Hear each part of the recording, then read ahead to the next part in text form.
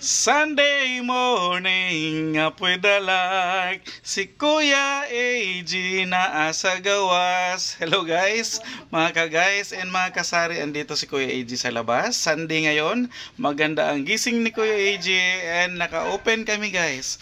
Naka-open kami pero half open lang. Ang doon sa kabila ay sarado dahil mag-close din kami mamaya. Pupunta kami ng simbahan.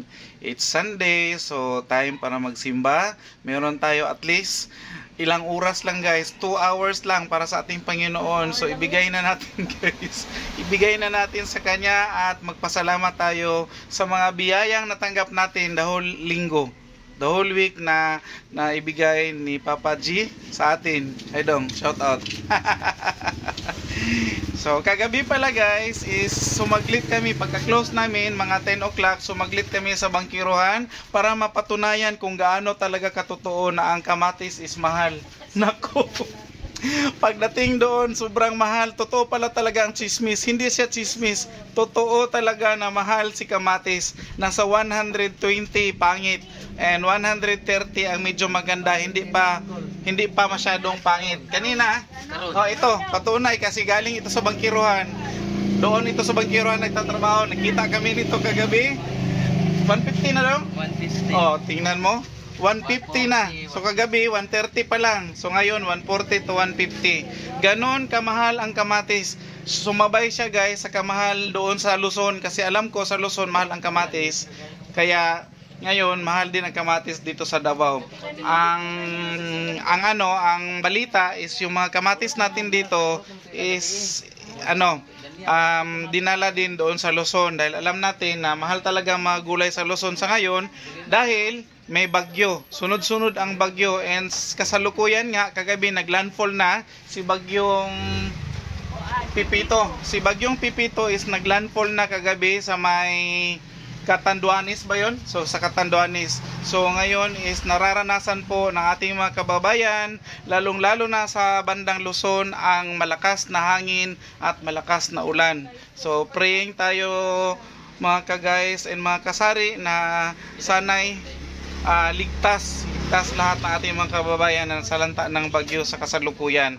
Kaya balik tayo sa ating mga gulay na super mahal pero nanguha pa rin si Kuya Eja at si Mami Iha guys kahit na mahal dahil kailangan talaga at saka hindi rin pwedeng wala tayong maibenta. Paano na lang yung ating negosyo kung wala tayong ibentang gulay?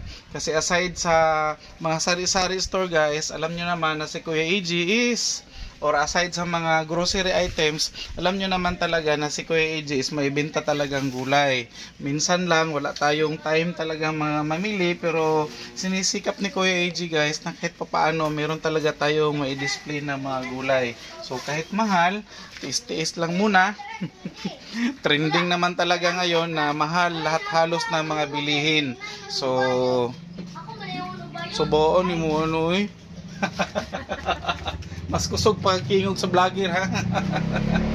So yun lang guys. So update lang ito, short update lang dahil alis din kami mamaya and magko-close kami mga tanghali siguro. So kami magsimba at saka after siguro ng simba may puntahan lang kami saglit, then babalik kami, mag-open ulit kami guys kung may time pa mamaya para makabenta pa rin kahit papaano. So far okay lang naman yung ating mga paninda. Meron tayong mga tuyo, bagong bili ko itong mga tuyo na to at saka bagong repack din. Ayan, so magaganda pa at saka meron tayo ulit asukal na tag 5. Alam mo guys, itong asukal na tag 5 is ito, mabenta ito dahil may naghahanap talaga. Sabi nga nila, speaking of tag 5, sa mahal ng presyo ng ng mantika, hindi na daw sila namimili or hindi na daw sila nagbibenta ng 5 mantika. So trinay kong i-open ang suggestion ang idea kay Mami Iya.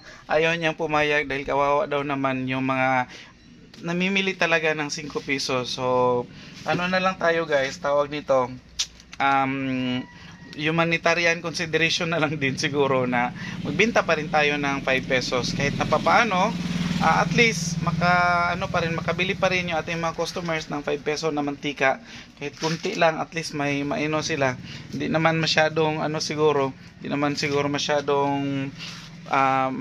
naman siguro malugi si Kuya AG guys pag nagbigay tayo ng 5 pesos na mantika sa ating mga customers. So yun lang. So ano na lang tayo guys, adjust kahit papaano, basta ma-serve natin yung mga customers natin.